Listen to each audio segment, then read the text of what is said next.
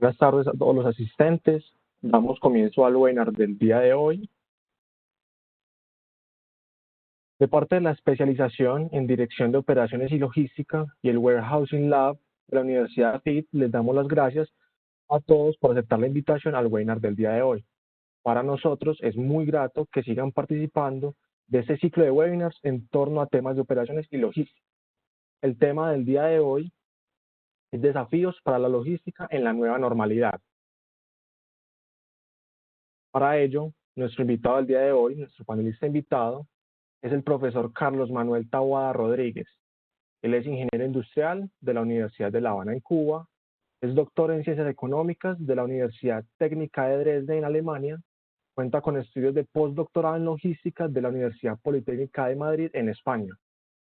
Asimismo, es profesor titular en el área de Logística y Transportes del Departamento de Ingeniería de Producción y Sistemas de la Universidad Federal de Santa Catarina en Brasil, profesor visitante de la Universidad Jaime I de Castellón en España, de la Universidad Nacional de Asunción en Paraguay, de la Universidad Católica de Temuco en Chile, de AFIT, de la Universidad de Medellín, de la Universidad Autónoma de Occidente en Cali y de la Universidad de la Costa en Barranquilla, todas estas en Colombia. Es director general del Laboratorio de Desempeño Logístico de la Universidad Federal de Santa Catarina, instructor logístico para gerentes y ejecutivos de la empresa de petróleos de Brasil Petrobras, de la Fiat Automóviles S.A. y de diferentes empresas de transporte terrestre de carga en Brasil. Asimismo, es instructor para el entrenamiento en Supply Chain Management de gerentes y ejecutivos de la empresa Embraco del grupo Whirlpool, consultor en logística empresarial para la Federación de Industria del Estado de Santa Catarina, donde coordina el programa catarinense de logística empresarial. Es líder del Grupo Nacional de Investigación en Evaluación del Desempeño Logístico. Finalmente es autor de 5 libros, 6 capítulos de libros sobre logística y 61 artículos publicados en revistas internacionales, así como 83 trabajos presentados en eventos de carácter internacional. Por mi parte, yo soy el moderador del día de hoy. Mi nombre es Mateo Márquez Gutiérrez. Yo soy formulador de proyectos para innovación del Warehousing Lab y asistente de investigación en la Universidad de FIT. Soy ingeniero de producción y soy estudiante de último semestre de la maestría en ingeniería, con énfasis en operaciones y logística de la Universidad de FIT. También soy miembro del grupo de investigación en gestión de producción y logística. Y le doy la palabra a nuestro invitado del día de hoy para que haga su presentación. Buenas noches. Es una gran satisfacción estar aquí con ustedes porque hace más de 15 años que yo tengo relaciones de trabajo muy estrechas con la EAFIT, donde he ganado excelentes amigos, donde he conocido excelentes colegas, formidables profesores e investigadores, y en última instancia también Medellín, Colombia, es una tierra que tiene un patrimonio muy grande, que son las personas que hacen que el país vibre y que sea un país que siempre aquel que pasa por allí quiere mantener relaciones con las personas que conoce. Entonces es una gran satisfacción. El laboratorio y la propia universidad tenemos relaciones de trabajo hace tiempo ya, en asuntos, digamos, académicos y en asuntos también prácticos y empresariales o de consultoría. Entonces, yo voy a intentar hablar un poco en un tiempo muy escaso de algo que podría reclamar más tiempo. Pero yo hice una selección de qué asunto podríamos tocar en estas circunstancias que se avecinan ahora con el retorno de las actividades una vez que se consiga ir contornando los problemas que están ocasionando esta terrible pandemia que nos está asolando. En ese sentido, yo voy a colocar mi presentación aquí, a ver si la encuentro, un minuto. Sí, profesor. Sí, estoy buscándola. Mientras tanto, le recordamos a todos nuestros asistentes que el evento del día de hoy quedará grabado en video y lo podrán encontrar en YouTube, en las redes sociales de la universidad, en los próximos días. Asimismo, el canal de chat y de preguntas y respuestas está disponible para sus preguntas. Adelante, profesor. Comenzamos entonces. Bueno, ahí existe una rápida identificación de mi persona. Yo trabajo en una universidad que se reporta a nivel federal en un estado del sur de Brasil, que es esa universidad que ahí aparece, y esta logomarca que aquí aparece de nuestro laboratorio, el laboratorio que yo dirijo desde hace más de 15 años. Una gran interrogante que siempre nos estamos haciendo, todo el mundo, es, bueno, cuando regresemos a la normalidad, todo el mundo piensa que una vez que se termine todo este flagelo que nos está ahora asolando, regresemos de nuevo al asunto normal. Para eso, ¿qué cosa es la normalidad? Bueno, yo para eso utilicé ese pintoresco restaurante que está en el centro de Ámsterdam, muy, muy bonito. Y que para ese restaurante la normalidad era eso. Eso siempre fue el asunto normal para ellos. Ustedes ven cómo se comportan las situaciones ahí, gente dentro del salón, compartiendo, etcétera. Ahora, la pregunta que tenemos que hacernos es, ¿y será que vamos a regresar a la normalidad o a la nueva normalidad? Y ahí es donde están las cuestiones. Para ese restaurante, la nueva normalidad consistió en hacer ese tipo de cambio. Ahí aparecen esas fotos que van explicando directamente. Tuvieron que cambiar todo lo que ellos hacían tradicionalmente y ya se están preparando para esa nueva etapa. Ahí tenemos estas cabinas ahora aisladas. Tenemos también que los sirvientes tienen que utilizar guantes y las caretas por protocolos de sanidad. Utilizan también una tabla larga para poder entregar los platos, ahí se ve. Y otras fotos de lo que sería. Esa es la nueva normalidad. Esto es un caso para ejemplificar cómo es que tendremos que irnos preparando. No va a ser igual que siempre fue. Ese es el caso típico que se ilustra. Y la pregunta que nos interesa ahora sería, ¿y cómo sería eso para la logística? ¿Cuáles serían los desafíos que nos deparamos para nos enfrentar a esa nueva normalidad, que no va a ser igual que antes? Para eso han existido diferentes, tentativas de saber qué es lo que, o de proyectar ese futuro.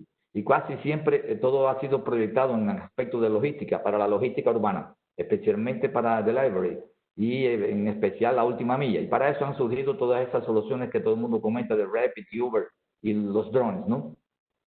Pero yo también voy a hacer mi proyección en ese sentido. Y para eso yo voy a partir de la base de proyecciones que existen desde el punto de vista de autoridades sanitarias bien, digamos, prestigiadas, que establecen de que vamos a tener que aprender a convivir con esa situación. Eso no va a ser así siempre, de que ya se solucionó el problema. Tendremos que utilizar protocolos de salud de forma constante y eso va a impactar en el caso que nos atiende a la logística, porque vamos a tener que trabajar con esas consideraciones. Parto también de la base de que siempre cualquier modelo de suceso, de éxito en una entidad, en una organización, sería el valor. Valor es lo que va a unir a la empresa con el cliente. Solo que esa dimensión de valor es la que tenemos que ver cómo se manifiesta. Siempre en logística, el valor estaba ecuacionado con la relación entre el nivel de servicio que se ofrece y los costos que el cliente tendría que hacer para poder recibir esos beneficios, que concretizados serían en la agilidad, la flexibilidad, o sea, la rapidez, la posible adaptabilidad, la confiabilidad y últimamente se incorporó criterios de sostenibilidad y también los costos. Y evidentemente la idea sería intentar reducir los costos y aumentar los beneficios. ¿Cómo conseguir esa ecuación? Y para eso es que tienen las soluciones logísticas, que están siempre se enfrentando a eso. ¿Cómo reduzco costos y cómo aumento los beneficios? Eso siempre estará en el centro de trabajo de cualquier operación logística. Entonces, en esas nuevas condiciones se podría agregar valor respetando esos nuevos protocolos de salud. Siempre tenemos que mantener la eficiencia, incorporar las herramientas de la industria 4.0 y utilizar métodos que más se adapten a ese nuevo contexto y a esa realidad. Por eso, ese nuevo concepto de valor tendríamos que incorporarse también dentro de los niveles de servicio, los protocolos de salud. Tendríamos que considerar que cuando se ofrece un servicio, todos esos aspectos deberían ser respetados o considerados. Y entonces, de nuevo en nuestra ecuación, nuestro equilibrio, intentar reducir los costos y aumentar los beneficios, donde ahora un componente sería ese de los protocolos de salud.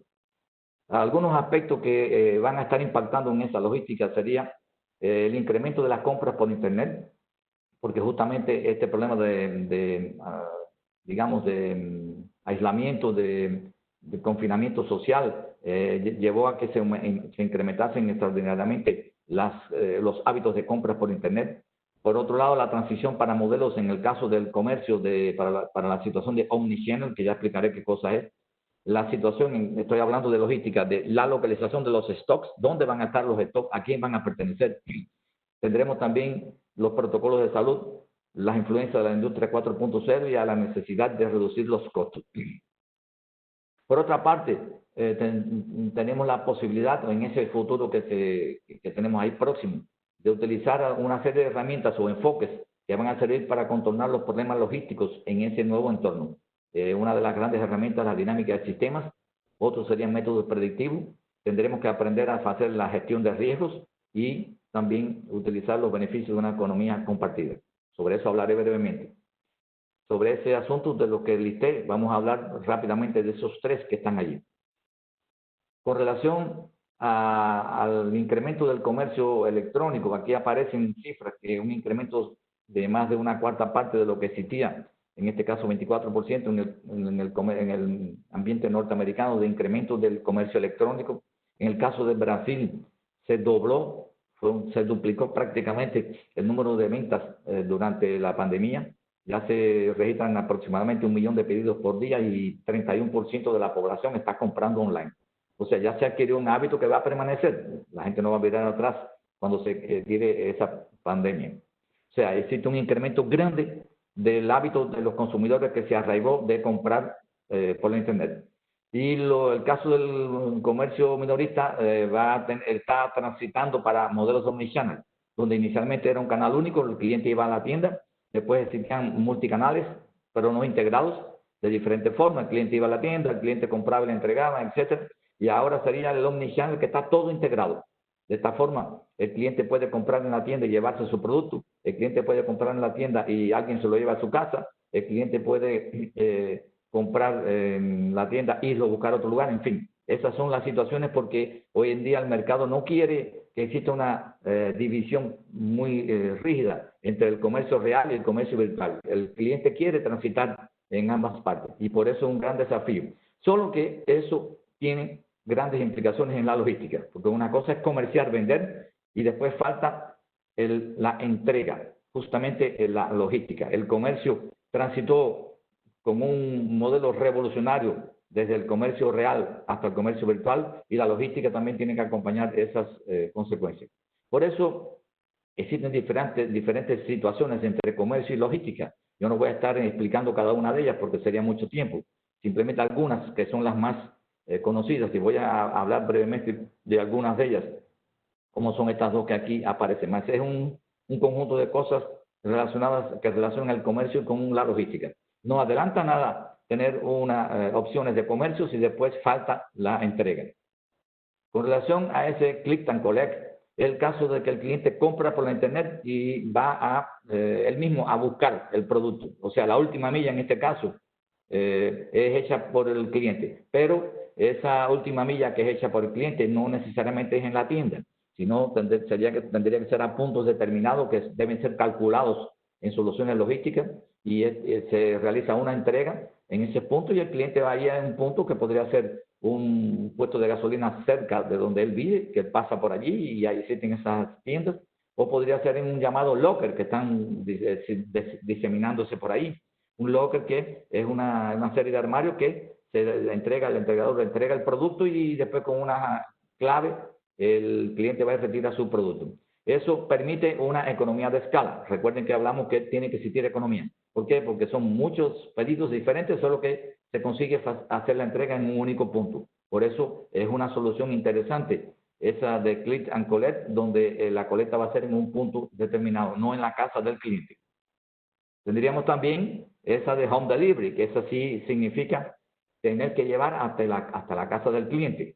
Todos conocemos las diferentes opciones que hay. Yo coloqué algunas aquí, de moto, de bicicleta, de a pie, en fin, todas. Y ustedes lo conocen ahí en Colombia porque fue donde surgió esa empresa bien innovadora que es la Rapid. Y en ese sentido, ahí se pierde la economía de escala porque se están entregando muchos pedidos a diferentes puntos pulverizados. Y por eso tienen que buscarse soluciones que consigan atender a los clientes, pero sin dejar de ser demasiado onerosa, demasiado costosa. Otro problema que está presente y que tendría que empezarse a ecuacionar son los impactos, digamos, que va a tener esa nueva forma de comercializar y de esa nueva logística en los centros de distribución, porque va a incrementarse de forma bien sustanciosa las devoluciones. Va a ser un incremento grande. El cliente compró algo por internet, no lo vio, cuando llegó no lo quiso y lo está devolviendo. Y la logística reversa va a incrementarse sustancialmente. Eso va a impactar, observe que es una cadena de impactos. Ya ahora no es en la tienda, es en el centro de distribución. Tiene, digamos, ya existen estadísticas que en algunos sectores en Alemania, de que se dedican a ventas de ropas, etcétera, prácticamente existe un 40% de devoluciones, porque el cliente no le gustó aquello, etcétera, y eso comienza a tener un impacto grande en el centro de distribución. Cuando usted tenga ya 40% de devoluciones, este centro de distribución va a tener que ser reformar totalmente.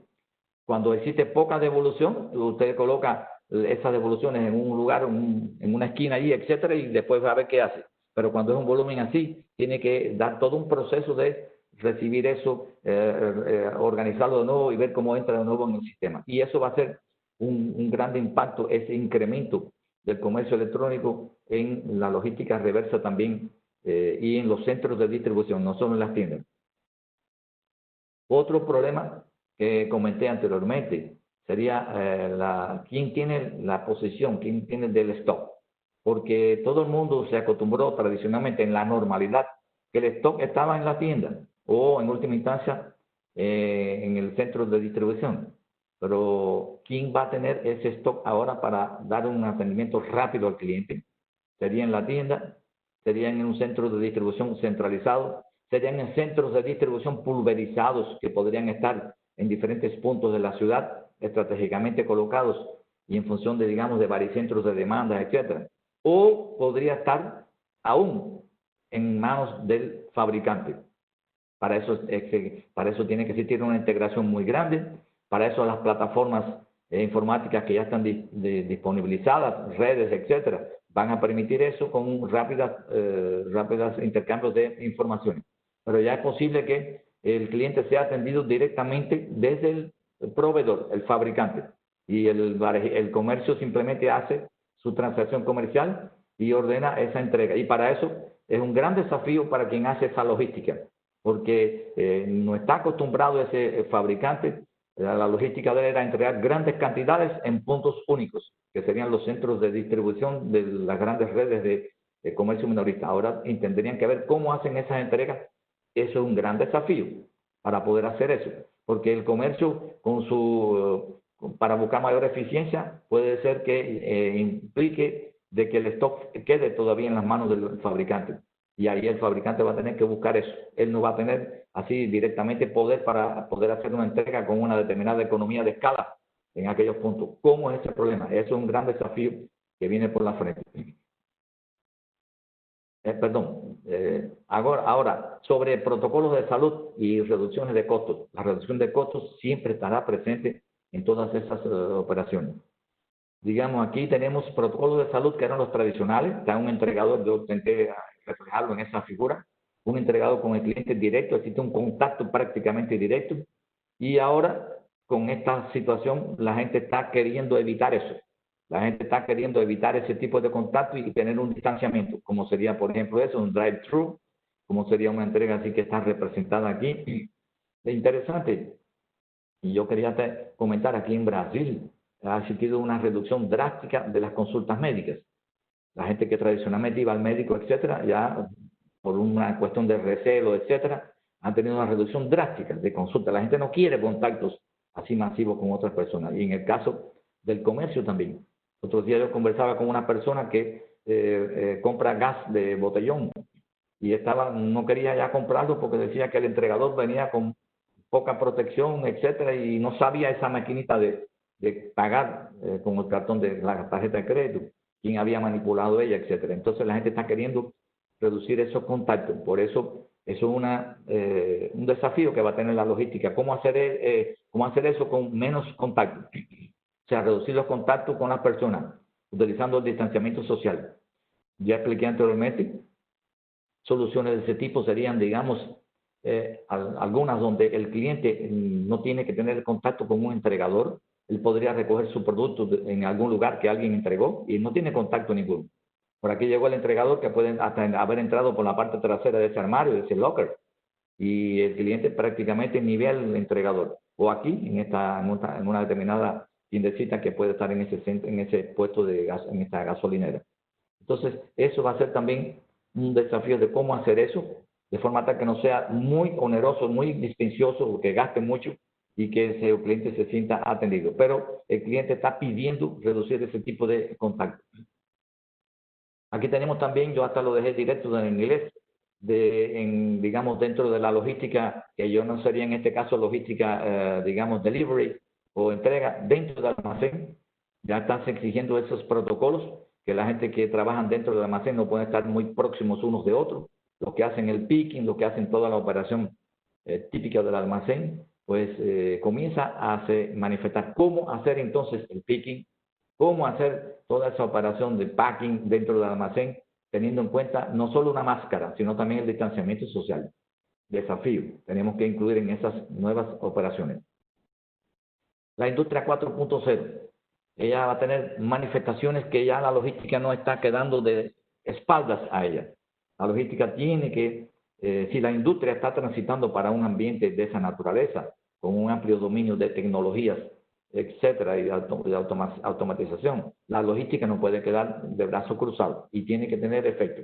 Digamos, ya se manifiestan dentro, estoy colocando algún ejemplo, dentro del almacén se pueden utilizar vehículos autónomos para hacer todo ese proceso de picking o para hacer el proceso de direccionamiento de los productos. Ya esos son, Amazon tiene ya protocolos, prototipos de esa naturaleza.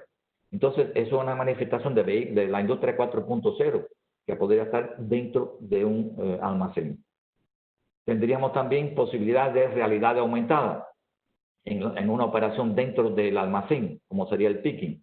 Aquí aparecen esos glasses, de Google Glass, donde el individuo consigue aumentar la realidad, recibe una serie de informaciones sobre lo que tiene que hacer en ese proceso de picking que va a recoger. Esto es muy importante para el laboratorio de ahí de la EAFIT, que están bastante adelantados en ese sentido, y ese tipo de instrumento permite orientar cómo hacer el recorrido en la medida que va transitando, van apareciendo en los propios lentes dónde debe de doblar, dónde debe pararse, de qué debe recoger, etcétera. Y eso sería que el operario consigue aumentar su realidad a través de esa tecnología.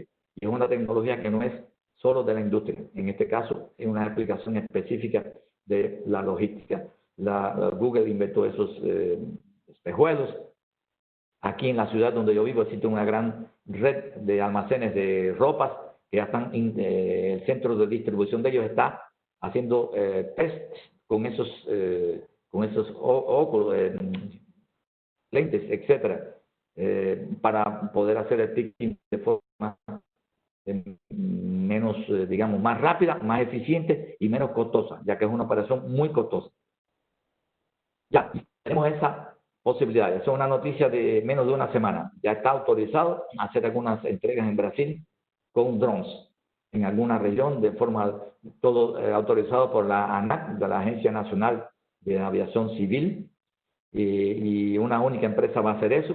Se va a utilizar ese tipo de dron que pesa 9 kilos, puede llevar paquetes de hasta 2 kilos, con una velocidad de 32 kilómetros por hora, y está autorizado específicamente para el clásico delivery, de comida, etc. Interesante que el operario no necesita tener ese vehículo en su campo visual y puede tener un radio de hasta 2,5 kilómetros desde el momento en que él despega, desde el lugar que él despega. Y ya se están haciendo esas testes, esas pruebas, con una única empresa autorizada que está reuniendo todos los requisitos que la aviación comercial está exigiendo en una zona del estado de San Pablo. También es una manifestación de Industria 4.0 en una operación logística. También fuera de la empresa, para lo que sería la distribución física, tendremos posibilidades de realizar, digamos, la utilización de vehículos autónomos, que principalmente con mucha más facilidad en tránsitos entre ciudades de que dentro de las ciudades, donde existen los parámetros a ser contornados por los sensores, son inmensamente superiores dentro de la ciudad de que en tránsitos de carretera. Y ya existen algunas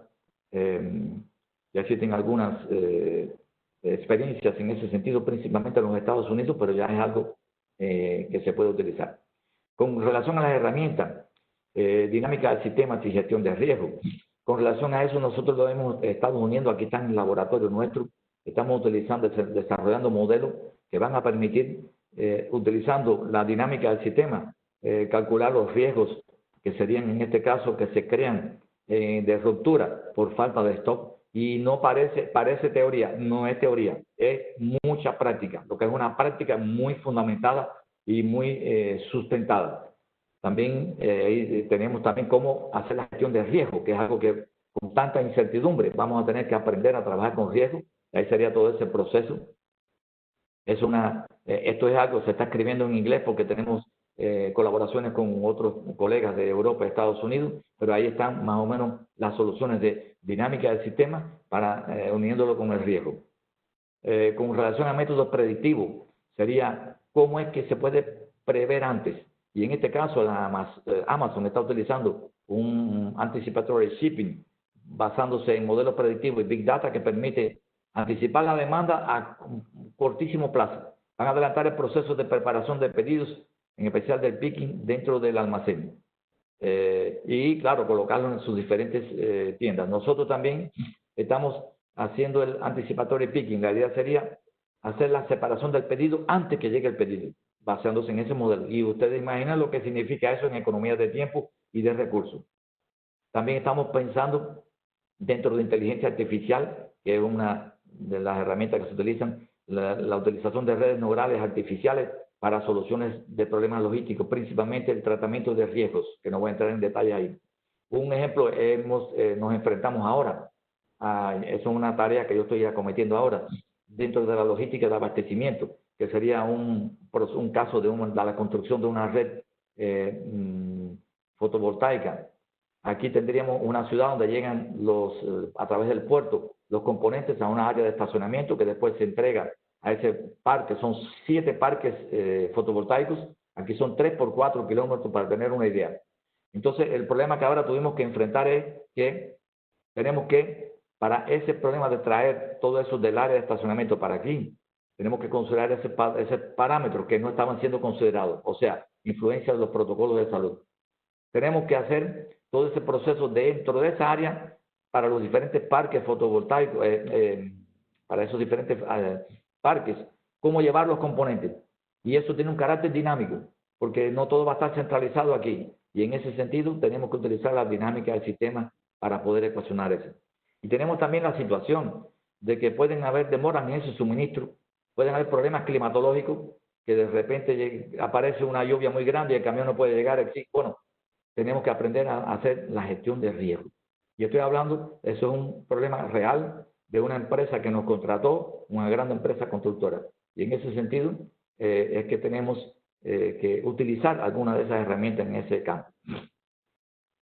Con relación a la economía compartida, que es ya la parte final, se considera que ha sido una de las 10 mejores ideas que van a cambiar el mundo. Eso lo dijo la revista Times. En verdad sería un consumo de forma colaborada, que pueden compartir, cambiar y alquilar recursos sin tener que tener la pose de ellos. Y ahí tenemos algunos de los primeros exponentes que pudieron revolucionar eso. Y esa economía compartida, tendríamos, digamos, en logística, la posibilidad de crear una central de fletes, de forma tal de que las diferentes empresas de transporte se reportan ahí, tipo un Uber, para procurar carga y así reducen los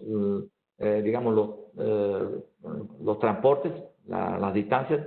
En la entrega compartida también en abastecimientos a negocios, por ejemplo, abastecimientos a restaurantes, a cafeterías, etcétera, bares, que se puede hacer una entrega compartida, porque yo tengo que enviar un camión con cigarros, un camión con caramelos, sino una entrega compartida podría ser, o también eso que comentamos en la parte del delivery, la entrega al cliente, podría existir un punto determinado que se comparte también las entregas o también a domicilio.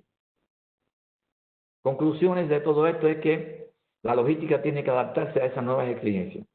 Y los direccionadores que van a orientar eso, que van a dirigir, es el dinamismo, un dinamismo muy grande, un cambio constante, hay incertidumbre, no se sabe exactamente lo que va a ocurrir en el entorno, el mercado, etcétera, y para empeorar velocidad, todo eso y hacer rápido, con cambio, incerteza y rapidez, conservar los protocolos de salud. Tenemos que considerar los elementos de la industria 4.0 y no perder la eficiencia. Y para eso podemos también, como ya comenté, nos apoyar en diferentes herramientas y enfoques que permitan nos preparar o enfrentar a esas soluciones. Con eso termino, son 28 minutos y 10 segundos. Ok, muchas gracias por todo. Perfecto, profesor. Muchas gracias, Carlos Taboada, por su presentación. En este momento abrimos el espacio para las preguntas.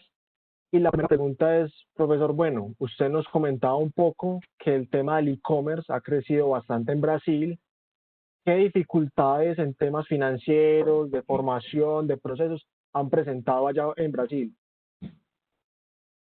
Bueno, yo estoy hablando del comercio electrónico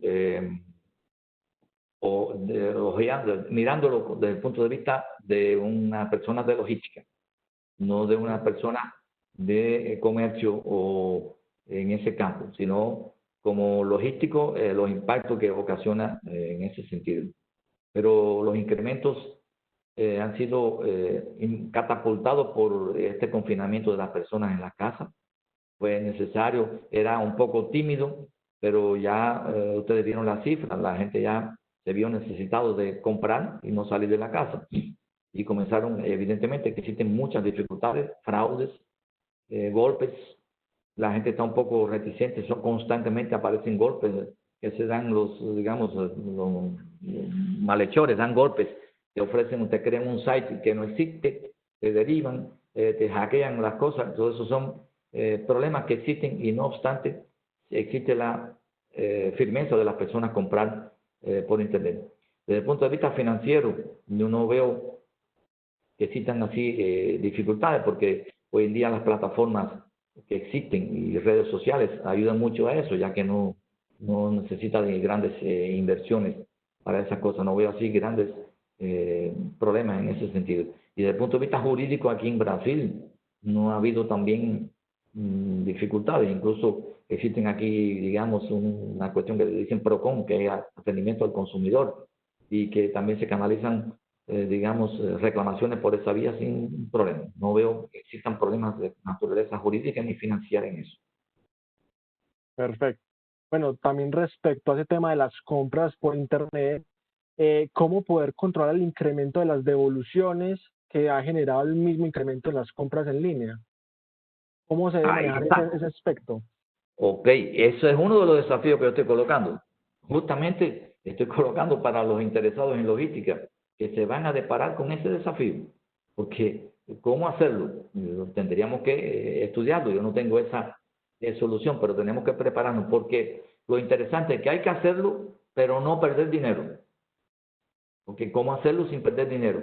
Y, digamos, ya existen a veces para ganar mercados, tiene a veces, digamos, en el caso, digamos, de ropa, pues la persona compra un determinado tipo de ropa y la empresa hasta le envía 3 piezas para que él escoja y se la pruebe y devuelva 2. De hecho, ya por la naturaleza de conquistar al cliente, ya se está generando una logística reversa. Porque decir, bueno, cliente, tú me pediste una pieza, te voy a entregar una media, una grande y de estos colores. Y yo sé que estoy entregando y que voy a tener que devolver eso. Pero eso, justamente, lo que puede apoyar eso es el giro. Recuerden que en el comercio la fórmula es el retorno sobre las inversiones, es la multiplicación, la más simplificada, del margen de ganancia por el giro. El margen de ganancia es que yo compré este mouse por $5 y yo lo quiero vender en 15 para ganar 10, o lo quiero vender en 20 para ganar más. Ese es el margen. Pero tal vez el giro es, Yo lo compré en 5, lo voy a vender en 8, vendo mucho, mucho, mucho, y al final tengo más dinero. Y entonces, justamente el hecho ese de aumentar el giro puede tener un retorno financiero que le permita a una empresa hacer eso. Y evidentemente, en logística tiene que tener un apoyo grande y la solución tendría que buscarse con algunos de esos métodos que comentamos. ¿Cómo preparar los almacenes para eso, las bodegas? Ujú. ¿Están preparadas para eso? ¿Están preparadas las bodegas de los grandes centros comerciales, digamos, de las grandes redes, para recibir grandes cantidades de los proveedores y entregar a puntos únicos, que son las tiendas grandes? Sí, pero cuando comienza a devolver todo eso, eso mismo que yo les comenté, el cliente le entregué tres piezas para que él se quede con una. Y esas dos que él devuelve están en perfecto estado. Pero yo tengo que tener todo un proceso de entrada, de reclasificación, de cómo circular eso dentro del proceso. En fin, ahí es para mí uno de los grandes desafíos con ese gran incremento. Tenemos que buscar la fórmula. En alguna de esas cosas que yo comenté podrían haber subsidios para esa fórmula. Correcto. Bueno, también, profesor, nos piden que si puede de pronto ampliar un poco el concepto de parque fotovoltaico. ¿Cómo? El parque. Sí, bueno, es una experiencia que estamos ahora trabajando. Deja ver, es eso que está ahí. Son 7 parques conjuntos, donde se colocan paneles que absorben luz solar y la convierten en energía, pero en grandes, son enormes esos paneles. Parecido, aquí se está trabajando mucho con fuentes alternativas de energía. Por ejemplo, los parques eólicos están creciendo grandemente en aquellas regiones que soplan mucho viento, del costeros, litoráneos, etcétera, con grandes posibilidades de éxito, porque es muy barato, desde el punto de vista ambiental son extremadamente, no son nada poluyentes. Los parques fotovoltaicos son igual que la gente, lo tienen, no recuerdo ahora en Medellín, yo sé que en Barranquilla los vi, que mucha gente coloca en el techo de la casa algunos paneles de fotovoltaicos que le permiten absorber la luz del sol y con eso calientan el agua de su casa, etcétera. Solo que eso es a escala industrial y son 7 diferentes para conseguir energía suficiente. Esos tienen que traer componentes que llegan desde diferentes lugares a una ciudad. Muchos son hechos en Brasil, pero llegan por vía cabotaje. Y el ritmo son 80 containers por día que están llegando a esta área de estacionamiento, que estamos recalculando de nuevo esa área. Esa área tenemos que calcularla también utilizando dinámica del sistema, porque ahora los camiones no pueden estar tan cerca unos de otros. En fin, y es un área fuera del parque, que tiene que, después que se llegan las cosas aquí, el camión solo para ahí y después viene para aquí a descargar. Cuando llega, tiene que ser abierto el container, las brigadas tienen que descargar eso, que fue lo que yo comenté aquí, tiene que descargar, pero bueno, ¿y dónde están ahora las cuestiones sanitarias? Tenemos que tener más separación. Esa área no va a alcanzar la frecuencia de camiones, va a atrasar el proyecto completo de la construcción. Esas son cosas que estamos intentando ecuacionar. Pero parque fotovoltaico sería eso, un conjunto, digamos, de lugares, son 7 en total, 3, 6, 8, 3, 6, 7, 8, que van a producir energía eléctrica, cada uno con algunas características, etcétera, pero fue dividido así. Esta es la gran zona, es una inversión enorme de una tremenda empresa de construcción civil y nos contrató para hacer el análisis de la logística de abastecimiento y como eso les comenté, cuando llegó aquí también, como es el almacén. Una vez que llegan los componentes aquí simplemente se abre el contenedor. ¿Y qué hacemos? Esto inicialmente está vacío y en la medida que voy construyendo los parques estoy ocupando espacio y por eso el almacén va cambiando, tiene un carácter mutante, porque no es una área fija. Yo puedo ir dejando todos los productos aquí o en diferentes lugares, más en la medida que estoy construyendo, dejo de tener almacén. Por eso es lo que comenté de la dinámica del sistema. No sé si alguna cosa de esa es lo que quería decir. Parques fotovoltaicos es eso, producir energía eléctrica a partir de la luz solar. Correcto. Bueno, también, profesor, nos piden de pronto ampliar un poco el tema de la gestión del riesgo del sistema logístico, en especial cómo gestionar ese riesgo y sobre todo en estos momentos de pandemia? Muy bien. Ese es un asunto, yo les comentaba, déjame ver si comentamos aquí, perdón. Eso es un asunto que aquí está el clásico modelo de gestión de riesgo. Tenemos que aprender a hacer la gestión de riesgo, identificarlo, lo dejé en portugués, evaluar el riesgo, intentar reducirlo y monitorearlo. Esa sería una gestión de riesgo. Identificar el riesgo, evaluar su fuerza, sus impactos, intentar reducirlo con medida y monitorearlo. Y eso justamente sería la gestión de riesgo. ¿Cómo hacer eso?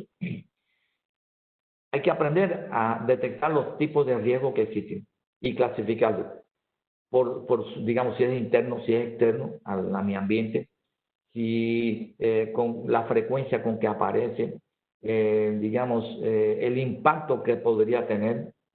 Y en fin, esa clasificación no es así, tiene que ser hecha con subsidio. Para una vez que esté identificado, poder después hacer la evaluación del impacto que cada uno me ocasionaría e intentar tomar medidas muchas veces de carácter profiláctica que permitan reducir eso. Digamos, en una oportunidad, existía un almacén en Nueva Albuquerque, en México, que fabricaba chips para teléfonos celulares y los grandes clientes eran la Nokia en aquella época y a Sony Ericsson. Pero Sony Ericsson, para ganar economía de escala, colocó todos sus chips en aquel proveedor. Y la Nokia colocó aproximadamente 70% de su demanda en aquel proveedor y el 30% en otros. Y dio un problema, que cayó un rayo en aquella fábrica de chips en Nueva Albuquerque, quemó completamente y de pronto Sony Ericsson se vieron sin chips para producir el teléfono. Y a Nokia rápidamente buscó del 30% de los proveedores restantes y consiguió rápidamente reponer las necesidades. Y eso era una operación de riesgo. Nokia fue capaz de se adelantar a eso, a la idea de, con esa identificación y evaluación, usted puede anticipar a que ocurran problemas y tener medidas que no es simplemente plano B. Digo eso porque muchas veces vi personas aquí que en logística que preguntan de riesgos y ellos dicen, sí, yo sé gerenciar el riesgo, yo pago el seguro de la carga, ya, eso es riesgo. Cuando eso no es, eso es un tipo de riesgo, pero no, el hecho de que yo pague el seguro y alguien me va a reponer eso no implica que si el camión cayó, alguien va a pagar esa carga, pero y el impacto que tiene en mi producción, que me faltó la materia prima. Entonces, yo llamo la atención que todas las personas de logística, yo diría que todas las personas de ingeniería industrial van a tener que aprender a hacer gerenciamiento de riesgo o gerenciar en condiciones de riesgo, porque ustedes vieron ese asunto de la pandemia que dejó a todo el mundo sorprendido. Fue una cosa también de una profundidad grande. Cuando aquel famoso ciclón Katrina en los Estados Unidos que invadió la costa del sur, ahí por New Orleans, a Walmart consiguió se anticipar, vio que aquel fenómeno climatológico podría tener una escala 7, 5, que era la mayor, y rápidamente, previendo eso, la lectura que él dio de aquellas informaciones meteorológicas le permitió colocar en las tiendas de Walmart, en aquella región, los productos que se consumen en épocas de ciclones, que son galletitas, agua, linternas, pilas, etcétera. De esa forma, cuando la demanda apareció, ya Walmart estaba atendiendo a los clientes. Pero fue una cuestión de que ellos saben el riesgo que podría implicar eso. Es complicado, pero tenemos que aprender a trabajar en condiciones de riesgo y para eso no queda más remedio que hacerlo. Clasificarlo, ver las posibilidades, los impactos que tienen, grado de ocurrencia, en qué lugar se puede presentar. Y mismo así nunca se puede evitar cosas como esto de la pandemia. Eso nadie lo podría haber previsto. Claro que sí. También en torno a ese tema de riesgos, profesor, ¿cree usted que la pandemia por la cual estamos pasando en este momento ha ayudado a acelerar la implementación de tecnologías de Industria 4.0?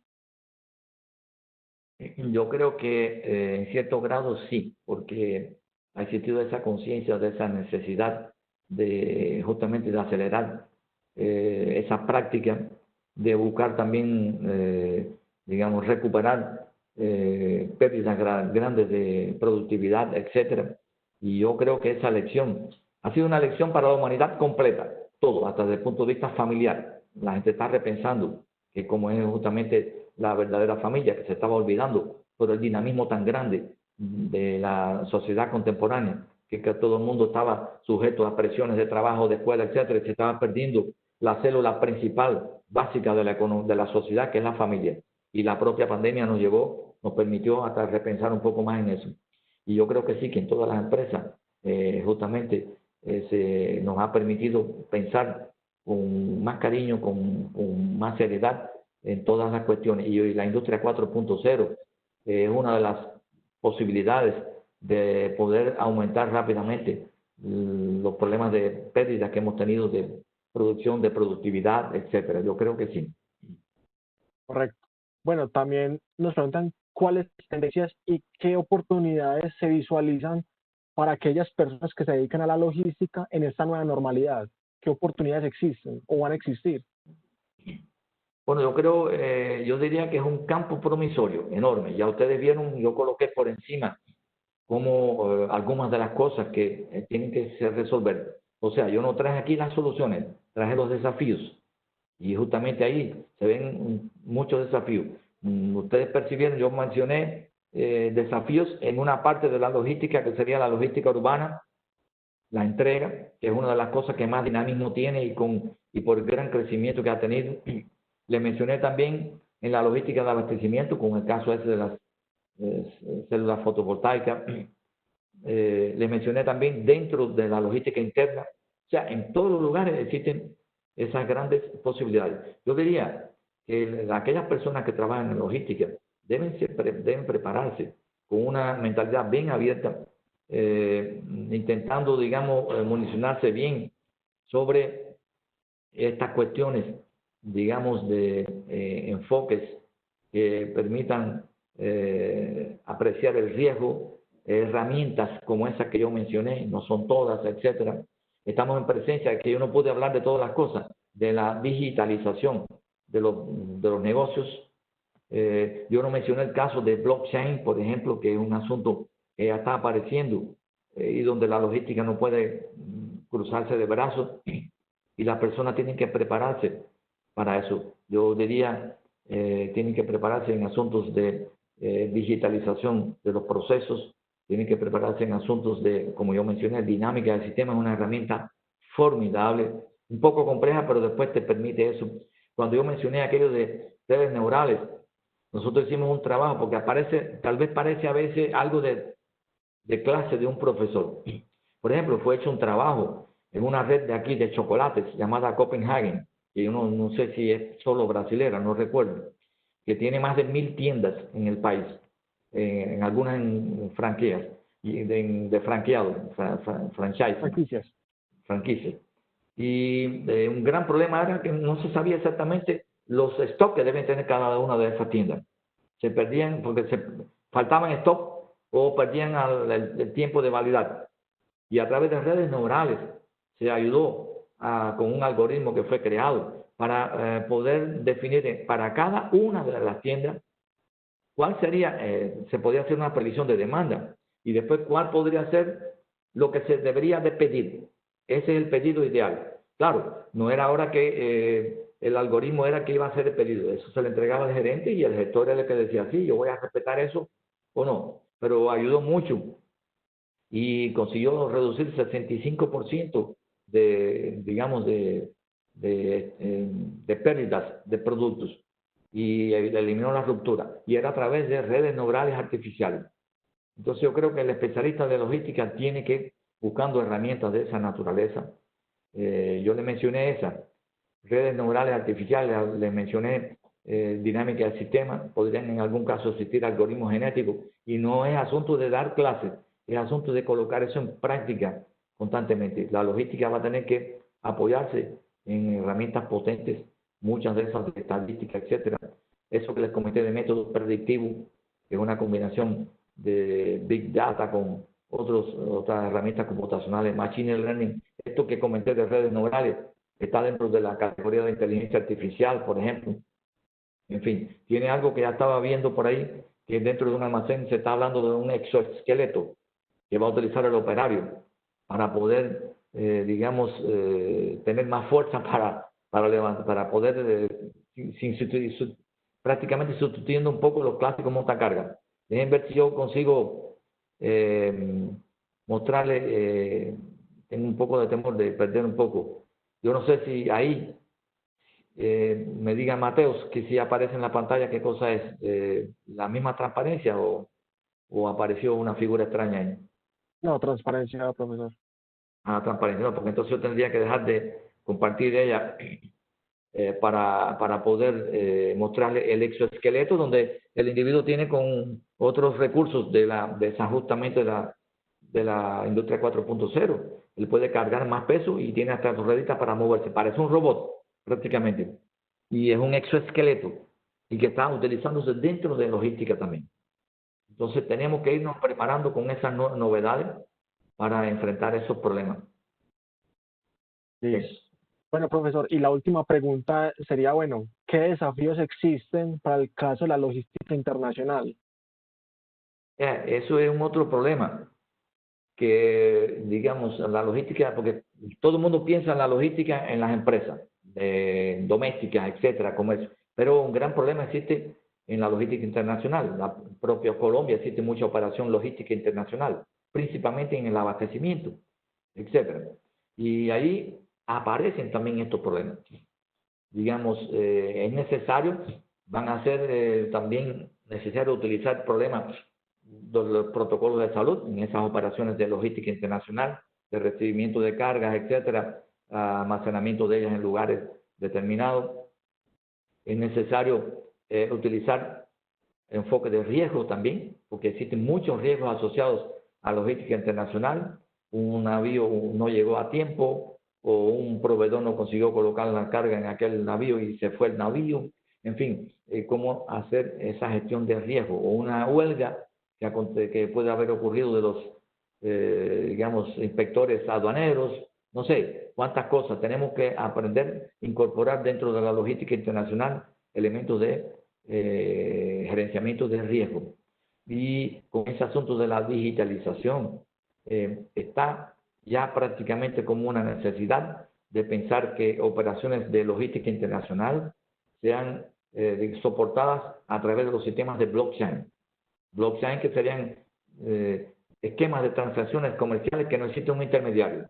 No necesito hacer un pagamento, pagar a un banco para que el banco le pague. Yo le pago al banco, el banco lleva su comisión y le paga al individuo, sino entre los propios clientes. Están viniendo por ahí esas soluciones de blockchain a través de criptomonedas que están apareciendo con mucha expresividad y el logístico tiene que prepararse para eso. No vamos a escapar de esa situación. Ya aquí en Brasil existen algunas transportadoras que aceptan que se ha hecho el pago en criptomonedas. Perfecto. Ok, estaba cayendo la batería. Y espera, está cayendo. Bueno, profesor. Bueno, ok, ya lo coloqué normal. Listo. Bueno, profesor, agradecemos su participación en la presentación del día de hoy. De verdad que para nosotros es un gusto poder contar con usted en el webinar del día de hoy.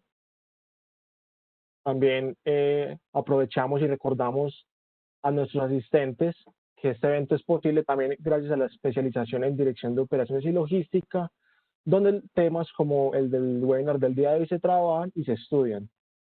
Igualmente, comentarles sobre el portafolio de servicios del Warehousing Lab, donde contamos con consultores asociados, expertos en logística. Vamos con asesorías y consultorías a la medida en temas de logística y de cadena de suministro. Contamos con prácticas académicas de almacenamiento a nivel de pregrado, posgrado y cursos. Y también contamos con desarrollo de proyectos de investigación para la mejora de procesos. Algunas de las empresas que nos han visitado son Socia, Grupo Nutresa, Cristal, Casablanca, Artextil, Andercol, entre otras. Los invitamos a que nos conozcan. Nos pueden encontrar en redes sociales, en Twitter, en LinkedIn, en YouTube. Nos pueden escribir a nuestro correo electrónico o nos pueden encontrar en la página de AFIT como laboratorio de almacenamiento. Agradecemos a todos los que se conectaron al webinar del día de hoy, al profesor Carlos Tawada agradecerle y desearles un feliz día, una feliz tarde y un feliz fin de semana.